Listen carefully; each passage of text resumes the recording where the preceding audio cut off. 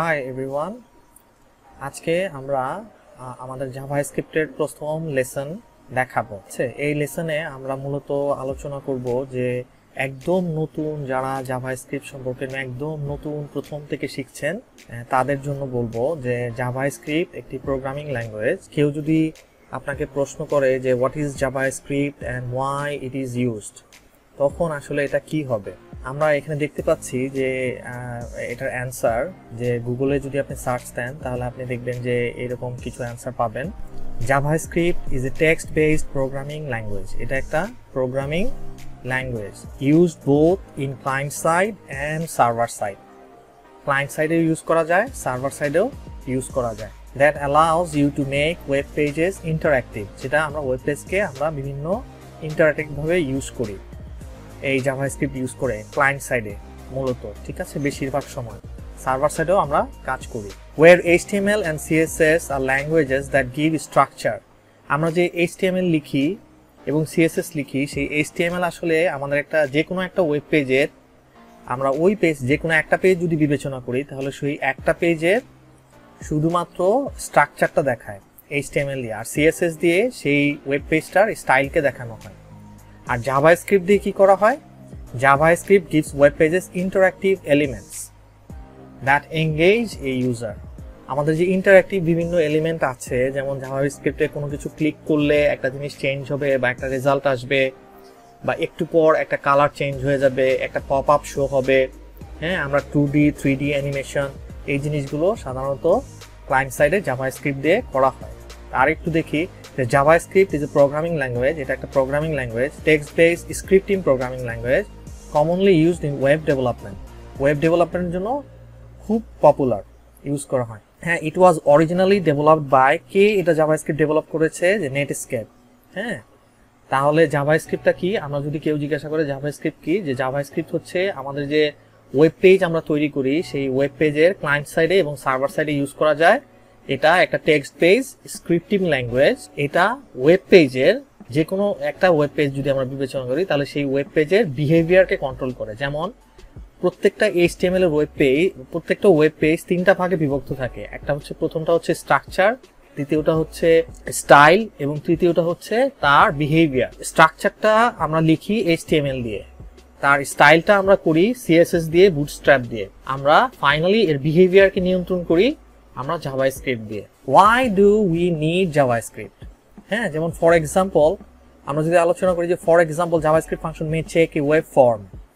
আমরা একটা web form, যে কোনো একটা পেজে হয়তো একটা ওয়েব ফর্ম আছে, সেই ওয়েব ফর্ম আমাদের সাবমিট করার আগেই ওয়েব ফর্ম আমরা জাভাস্ক্রিপ্ট দিয়ে চেক করে নিতে পারি যে যেই ভ্যালুগুলো দেওয়া হয়েছে সেই ভ্যালুগুলো ভ্যালিড ভ্যালু কিনা। আচ্ছা, why do we need JavaScript? HTML tells a browser that what content to show on your web pages. HTML ব্রাউজারকে বলে আমার এই যে কি কন্টেন্ট শো করবে, আর CSS ব্রাউজারকে কি বলে how to lay the content out, কিভাবে কন্টেন্টটা লে আউট করবে, and format it to look great, এবং যাতে এটা সুন্দর দেখায়। JavaScript controls the behavior of the page. JavaScript কি করে? তার বিহেভিয়ারকে নিয়ন্ত্রণ করে। All the pop-ups, cool transitions, scrolling animations, and other attractive aspects of modern websites are created using JavaScript. আমরা প্রত্যেকটা ওয়েব পেজে যদি যাই তাহলে আমরা দেখব কিছু না কিছু জাভাস্ক্রিপ্টের অ্যাপ্লিকেশন আছে এবং একে অ্যাপ্লাই করা হয়েছে। What does JavaScript do? JavaScript is a text-based scripting or programming language that allows you to implement complex structures. আমরা কমপ্লেক্স জিনিসগুলো সাধারণত নিয়ন্ত্রণ করি জাভাস্ক্রিপ্ট দিয়ে একটা ওয়েব পেজে বা পুরো ওয়েবসাইটের বিভিন্ন ওয়েব পেজের জন্য। Every time a web page does more than just sit there. আমি যদি শুধু HTML লিখি এবং CSS লিখি তাহলে কিন্তু আমার কোনো বিহেভিয়ার বোঝানো যায় না। হ্যাঁ, শুধু আমার HTML এর স্ট্রাকচারটা দেখানো যায়, আমার স্টাইলটা দেখানো যায়, কিন্তু স্পেশাল কোনো বিহেভিয়ার বা ইন্টারঅ্যাক্টিভিটি থাকে না। ঠিক আছে, এই ইন্টারঅ্যাক্টিভিটিকে আমরা সাধারণত শো করি জাভাস্ক্রিপ্ট দিয়ে। যেমন টাইমলি কন্টেন্ট আপডেট, কোনো একটা কন্টেন্ট 5 মিনিট পর পর আপডেট হয়ে যাবে, এটা অত হবে না। বিহাইন্ড দ্য সিনে আমার ক্লায়েন্ট সাইডে আমার স্ক্রিপ্ট ল্যাঙ্গুয়েজ আছে, যে স্ক্রিপ্ট ল্যাঙ্গুয়েজ তাকে নিয়ন্ত্রণ করবে 5 মিনিট পর পর। হ্যাঁ, ইন্টারঅ্যাক্টিভ ম্যাপস, আমার ম্যাপটা ইন্টারঅ্যাক্টিভ হবে, একটু সরে যাবে একটু সরে যাবে একটু সরে যাবে। হ্যাঁ, তারপর কি অ্যানিমেটেড 2D 3D গ্রাফিক্স, আমি যদি 2D এবং 3D গ্রাফিক্স ইউজ করি তাহলে গ্রাফিক্সকে আমি জাভাস্ক্রিপ্ট দিয়ে করতে পারি। স্ক্রলিং ভিডিও, হ্যাঁ, জিউক বক্সেস, এরকম আরো অনেক কিছু আমরা জাভাস্ক্রিপ্ট দিয়ে করি। এখন প্রশ্ন হচ্ছে যে ইজ জাভাস্ক্রিপ্ট সেফ? জাভাস্ক্রিপ্ট কি নিরাপদ? হ্যাঁ, modern JavaScript is a safe programming language. Modern আমরা এখন যে জাভাস্ক্রিপ্ট ইউজ করি সেটা একটা safe programming language. It does not provide low level access to memory or CPU. এটা মেমোরি এবং সিপিইউর মধ্যে লো লেভেল অ্যাক্সেস এখন আর দেয় না। হ্যাঁ, because it was initially created for browsers which do not require it. যখন এটা ক্রিয়েট করেছিল নেট, হ্যাঁ আমরা যেখানে দেখেছি যে এই যে নেটস্কেপ এটা তৈরি করেছে, ডেভেলপ করেছে, হ্যাঁ তখন এটা এরকম ছিল। প্রাথমিকভাবে এটা যখন ক্রিয়েট করা হয়েছিল ফর ব্রাউজারের জন্য তখন এটার প্রয়োজন ছিল না। ঠিক আছে, আচ্ছা, JavaScript's capabilities greatly depend on the environment it's running in. আমরা যেই ব্রাউজারে এটা স্ক্রিপ্ট রান করব সেই ব্রাউজারে, সে যেই ব্রাউজারই হোক না কেন, ওই ব্রাউজারের ওই জাভাস্ক্রিপ্টের এনেবল আছে কিনা এটার উপর ডিপেন্ড করে। হু ইউজেস জাভাস্ক্রিপ্ট? কে জাভাস্ক্রিপ্ট ইউজ করে? JavaScript is run on almost every modern browser. প্রত্যেক মডার্ন ব্রাউজারে আমরা ওয়েব ডেভেলপাররা ইউজ করে। Web developers and front end engineers. Front end engineers কারা? যারা এই যে ফ্রন্ট এন্ডের কোড লেখে, ফ্রন্ট এন্ডের কোড লেখে এবং ফ্রন্ট এন্ডের কোডগুলোকে হ্যান্ডেল করে, ডিজাইনটা হ্যান্ডেল করে, বিহেভিয়ারটা হ্যান্ডেল করে, ইউআইটা ডিজাইন করে। আমরা যে এইচটিএমএল শিখেছি এটা ইউআই এর জন্য, আমরা যে সিএসএস শিখেছি ইউআই এর জন্য। ফ্রন্ট এন্ড ডেভেলপিং, হ্যাঁ ফ্রন্ট এন্ড ইঞ্জিনিয়ার্স তারা কি করে? ইউআই ডিজাইন করে। যেমন ওয়েব পেজে যখন আমরা একটা পেজ ডিজাইন করব তখন সেই একটা পেজ ডিজাইনিং হচ্ছে তার front end developing part, front end engineering part. Front end ইঞ্জিনিয়ার্সটা কি করে? সেখানে এইচটিএমএল দিয়ে স্ট্রাকচার তৈরি করে, সিএসএস এবং বুটস্ট্র্যাপ দিয়ে সে স্টাইল করে এবং এই জাভাস্ক্রিপ্ট দিয়ে তার বিহেভিয়ারকে নিয়ন্ত্রণ করে। ইন্টারঅ্যাক্টিভ ওয়েবসাইট, মানে ওয়েবসাইটের বিভিন্ন ইন্টারঅ্যাক্টিভিটি হবে, স্লাইড একটু পরপর সরে যাবে, হ্যাঁ একটা জিনিস একটু মুভমেন্ট করবে, এই জিনিসগুলো সব জাভাস্ক্রিপ্ট দিয়ে করা হয়। কোনো একটা পপ আপ আসবে। whenever you are reading a blog article or interacting on Facebook, you are reaping the benefits of JavaScript. এই যে বিভিন্ন জিনিসগুলো আমরা প্রতিনিয়ত দেখতে পাই ফেসবুকে, হ্যাঁ কোনো ক্লিক করলে একটা আউটপুট পাওয়া যায়, একটা পোস্ট সাবমিট করে এটা চলে আসে, হ্যাঁ এই যে হঠাৎ এই যে রিপ্রেজেন্টেশন, এই জিনিসগুলো ক্লায়েন্ট সাইডে জাভাস্ক্রিপ্ট দিয়ে নিয়ন্ত্রণ করা হয়। এখন আমাদের নেক্সট স্টেপ হচ্ছে যে আমরা যে এই যে জাভাস্ক্রিপ্ট শিখবো, জাভাস্ক্রিপ্ট আসলে এই যে ফাইল, জাভাস্ক্রিপ্টের যে ফাইল, সেই ফাইলের এক্সটেনশনটা কি? প্রথমে জানতে হবে আমাকে জাভাস্ক্রিপ্ট কি। জাভাস্ক্রিপ্ট হচ্ছে একটা টেক্সট বেস স্ক্রিপ্টিং বা প্রোগ্রামিং ল্যাঙ্গুয়েজ, যেটা কি করে প্রত্যেকটা ওয়েব পেজের যে বিহেভিয়ার, সেই বিহেভিয়ারকে নিয়ন্ত্রণ করে। ওই পেজ, যে কোনো ওয়েব পেজের যে ইন্টারঅ্যাক্টিভিটি, সেই ইন্টারঅ্যাক্টিভিটিকে আমরা জাভাস্ক্রিপ্ট দিয়ে অ্যাপ্লাই করি। ঠিক আছে, এটা একটা ল্যাঙ্গুয়েজ, অন্যান্য ল্যাঙ্গুয়েজের মতো এটা একটা ল্যাঙ্গুয়েজ। এটাকে আমরা ক্লায়েন্ট সাইডেও ব্যবহার করতে পারি, এটাকে আমরা সার্ভার সাইডেও ব্যবহার করতে পারি। আমরা যখন সার্ভার সাইডে ব্যবহার করি তখন আমরা এটাকে কম্বাইন করে ব্যবহার করতে পারি, যেমন জাভাস্ক্রিপ্ট, jQuery, অ্যাজাক্স এগুলো দিয়ে।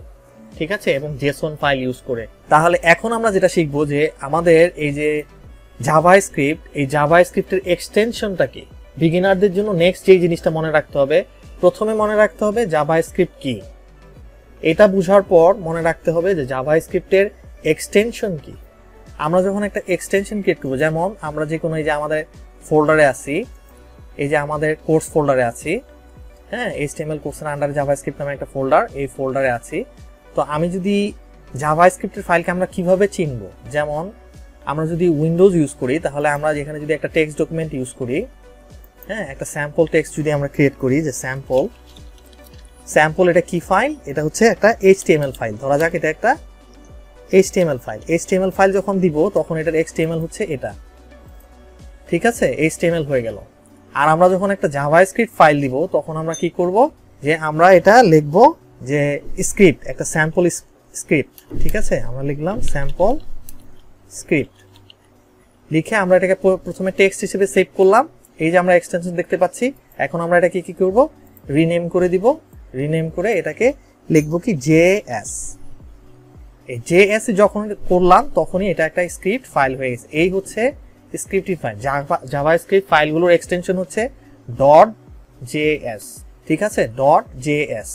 তাহলে আমরা জাভাস্ক্রিপ্ট কি এটা জানলাম। এই ফাইল কিন্তু এখন এমটি অবস্থায় আছে। আমি এটা কিভাবে খুলবো, আমি এটা রাইট ক্লিক করব, আমি এটা এডিট দিতে পারি। এডিট দিলে এটা নোটপ্যাডে খুলে যাবে। এই যে নোটপ্যাডে এখন যদি আমি কোনো স্ক্রিপ্ট লিখি এখানে, তাহলে ওই স্ক্রিপ্টটা এখানে হবে। এই স্ক্রিপ্টটা আমরা ওয়েব পেজের সাথেও রান করতে পারি। এই যে ওয়েব একটা পেজ ক্রিয়েট করলাম, এই পেজের সাথে রান করতে। তো আমি নোটপ্যাড ইউজ করে দেখাবো না, আমি এখন ভিজুয়াল স্টুডিও ইউজ করে দেখাবো যে আমরা আসলে এখন আমরা যখন ব্যবহার করব তখন আমার জানতে হবে যে আমি কোন টুলটা ইউজ করব। একটা ফাইল আমি HTML হিসেবে ব্যবহার করব, একই ফাইলকে আমি জাভাস্ক্রিপ্টের এক্সটেনশন চেঞ্জ করব। এই HTML ফাইলের সাথে এখন তো এই HTML ফাইলটা পুরোপুরি এমটি অবস্থায় আছে, এই জাভাস্ক্রিপ্ট ফাইলটাও পুরোপুরি এমটি অবস্থায় আছে, কিছুই দেওয়া হয় নাই। তো এইটা হচ্ছে HTML ফাইল এবং এটা হচ্ছে জাভাস্ক্রিপ্ট ফাইল। আমরা কি করতে পারি, জাভাস্ক্রিপ্ট ফাইলকে প্রত্যেকটা ওয়েব পেজের সাথে আমরা দুইভাবে ব্যবহার করতে পারি, একটা হচ্ছে এক্সটার্নাল হিসেবে আর একটা হচ্ছে ইন্টারনাল হিসেবে। আমরা যখন ইন্টারনাল হিসেবে ব্যবহার করব তখন এক্সট্রা কোনো স্ক্রিপ্ট ফাইল ক্রিয়েট হবে না, ওইটা HTML এর ভিতরেই থাকবে স্ক্রিপ্ট ট্যাগের আন্ডারে। ঠিক আছে, আমরা যেমন CSS শিখেছি, external CSS, internal CSS। Internal CSS আমরা যেভাবে ব্যবহার করি, ইন্টারনাল জাভাস্ক্রিপ্ট ঠিক সেভাবেই ব্যবহার হয়, জাস্ট আমাদের পজিশনটা চেঞ্জ করতে হয়, আমরা কোথায় ব্যবহার করব, কোথায় ব্যবহার।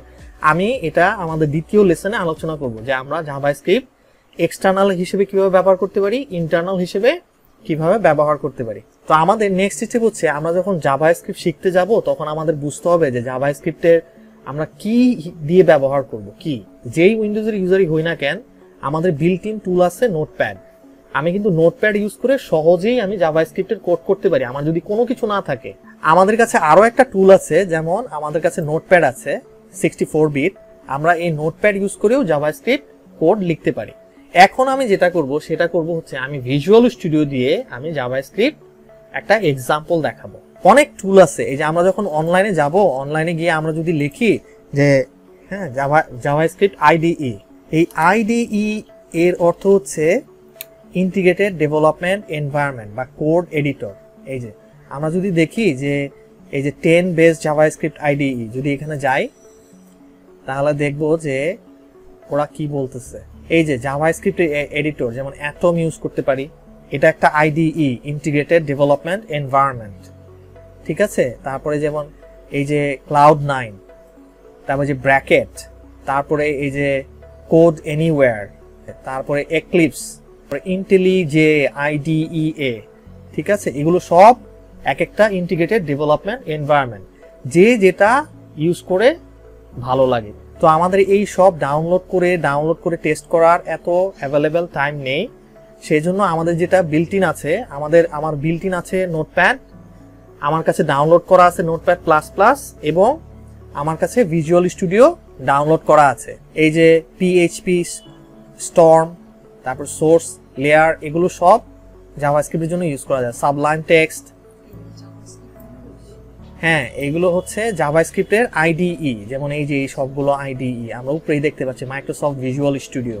ঠিক আছে, আমরা যেটা ইউজ করব সেটা হচ্ছে মাইক্রোসফট ভিজুয়াল স্টুডিও। আমরা যে মাইক্রোসফট ভিজুয়াল স্টুডিও ইউজ করব সেটা কোথা থেকে ডাউনলোড করব, এই যে ভিজুয়াল স্টুডিও লিখে ভিজুয়াল স্টুডিও 2019 এক্সপ্রেসে যাব। এই যে visual studio express, visual studio 2019 express. এখানে যদি আমি রাইট ক্লিক করে ওপেন করি, নতুন একটা ব্রাউজার দিয়ে, নতুন একটা ট্যাব দিয়ে, তাহলে আমরা দেখবো এই যে ভিজুয়াল স্টুডিও এক্সপ্রেস। এটা সহজেই, এটা একটা ফ্রি ভার্সন, সহজেই আমি এটা ডাউনলোড করে ভিজুয়াল স্টুডিও দিয়ে আমি কাজ করতে পারি।